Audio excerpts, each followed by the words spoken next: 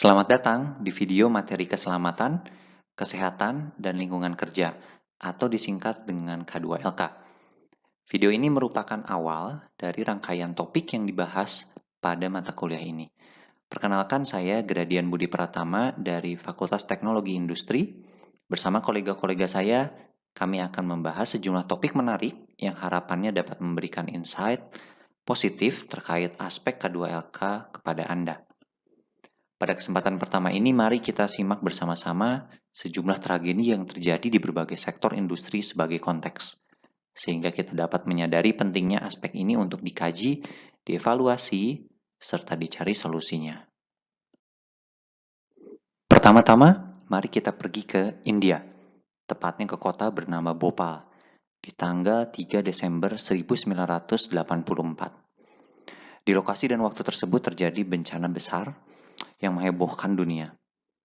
Pabrik pestisida milik suatu perusahaan kimia mengalami kebocoran. Tidak main-main, sejumlah 40 ton gas metil isosianat dan gas beracun lainnya, termasuk hidrogen cyanida, lepas ke daerah utara dari Bhopal dan menewaskan sekitar 3.000 hingga 5.000 orang.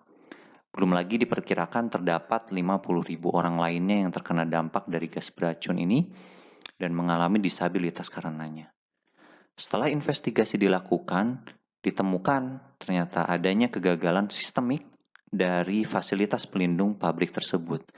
Tercatat bahwa yang pertama, sistem pendingin yang seharusnya menjaga temperatur tangki dalam keadaan tidak berfungsi. Kemudian yang kedua, sistem penyerap udara yang seharusnya dapat menghisap gas beracun tidak dapat beroperasi dengan segera. Kemudian yang ketiga, sistem flare yang seharusnya berperan membakar gas yang lolos dari sistem penyerap itu kebetulan tidak dapat berfungsi pada saat yang sama. Sehingga terjadilah tragedi yang tidak diinginkan ini. Mari kita lihat contoh tragedi lainnya, yaitu yang terjadi di daerah Hawks Nest, West Virginia, Amerika Serikat. Pada tahun 1930, di daerah sana dilakukan pekerjaan konstruksi terowongan sepanjang kurang lebih 3 mil untuk mengalirkan air ke sistem pembangkit listrik yang akan digunakan untuk proyek pertambangan logam di daerah tersebut. Untuk membuat terowongan dengan diameter sekitar 10 meter, pekerja menggunakan bantuan bahan peledak dan melakukan pengeboran untuk menembus batuan padat yang rupanya mengandung silika dengan tingkat tinggi. Proses pengerjaan terowongan tersebut melepaskan debu silika dalam jumlah yang besar. Pekerja, bayangkan, seringkali keluar dari lokasi proyek tersebut dalam keadaan tubuh berwarna putih tertutup debu silika. Akibatnya apa? Akibatnya ratusan pekerja proyek tersebut terkena gangguan pernapasan silikosis akut, sehingga kemudian meninggal dunia. Parahnya lagi, banyak dari pekerja yang wafat ini dikuburkan secara rahasia oleh pemangku kepentingan, dan baru ditemukan jasadnya di tahun 1971. Kasus ini merupakan salah satu tragedi kerja yang paling buruk yang pernah terjadi di Amerika Serikat. Satu contoh lagi, yaitu kasus yang terjadi di fasilitas eksplorasi minyak Montara yang terletak sekitar 700 km dari kota Darwin, Australia bagian utara. Pada 21 Agustus 2009, salah satu oil rig meledak dan mengalami kebakaran. Nah, selain isu kecelakaan, isu utama yang digarisbawahi pada kasus ini yaitu isu mengenai lingkungan. Karena dari ledakan tersebut mengakibatkan 23 juta liter minyak tumpah ke laut selama 74 hari.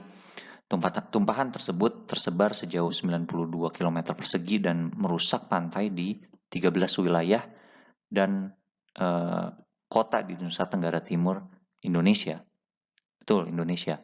Serta menghancurkan hidup nelayan dan petani rumput laut setempat. Akibatnya, karena kasus ini, ribuan petani rumput laut menuntut perusahaan tersebut untuk bertanggung jawab atas pencemaran lingkungan ini.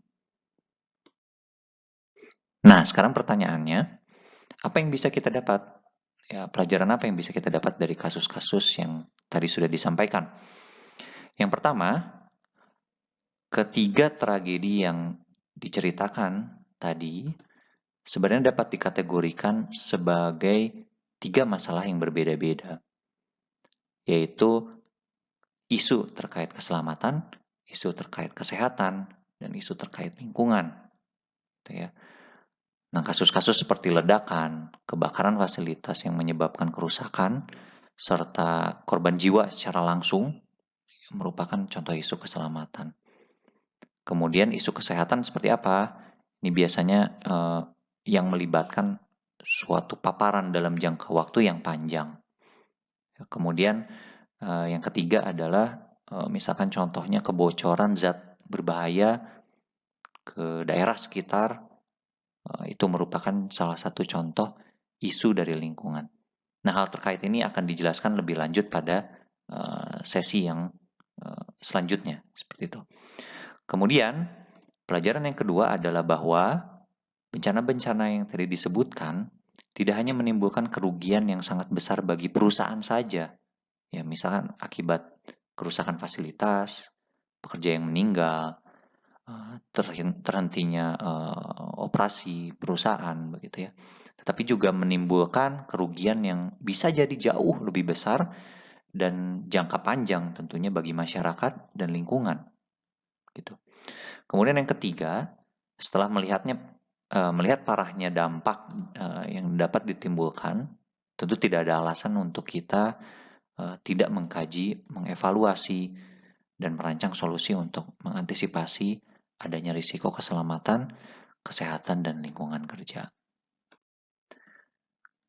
Mungkin itu sekian pembahasan di sesi ini. Pada sesi berikutnya kita akan mendiskusikan lebih lanjut sejumlah data-data yang menarik terkait aspek K2LK ini. Terima kasih banyak atas perhatian Anda.